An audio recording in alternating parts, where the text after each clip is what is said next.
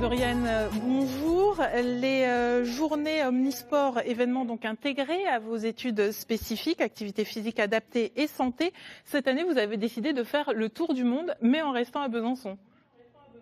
Oui, effectivement. Oui, on se sert énormément de décors, de déguisements pour faire rentrer ces personnes dans un autre monde qui sort de leur institution et de vivre autre chose. Oui, le tour du monde, c'est donc le thème de cette année. En quoi va consister ces différentes journées ? Donc il y a un objectif commun quand même à ces 3 journées, c'est de faire profiter du sport à tout le monde, d'avoir les bénéfices du sport tout en restant en toute sécurité.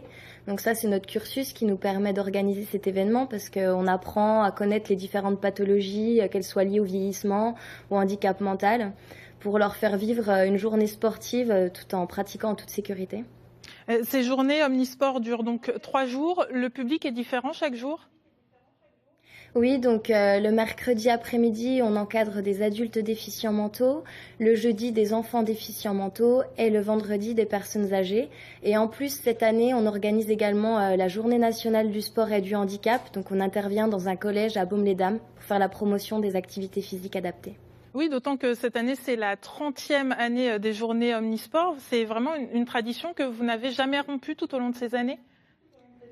Non, ça a toujours été une volonté de la part des étudiants et des professeurs pour développer aussi notre filière parce que c'est avant tout une filière d'avenir.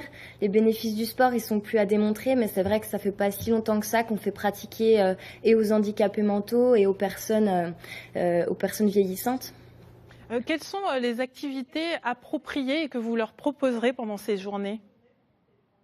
Après, ça reste des activités différentes pour chacun des publics. On essaye de rentrer quand même dans quelque chose qui plaise à chaque public et qui rentre en même temps dans ce qu'on peut leur apporter en termes de bénéfices. Au niveau des enfants, par exemple, ça restera plus sur des activités ludiques et de pouvoir pratiquer le sport ensemble. Au niveau des personnes vieillissantes, ça sera plus de pratiquer le sport sans avoir toutes les contraintes que eux ils peuvent y trouver. Donc ça sera par exemple du ping-pong, ça sera du badminton mais avec des ballons différents, des ballons de baudruche par exemple, faire de la sarbacane, des choses comme ça. Lors de l'édition dernière, une de nos équipes y était. Je vous propose de regarder le reportage tourné dans l'édition 2014 et on se retrouve juste après.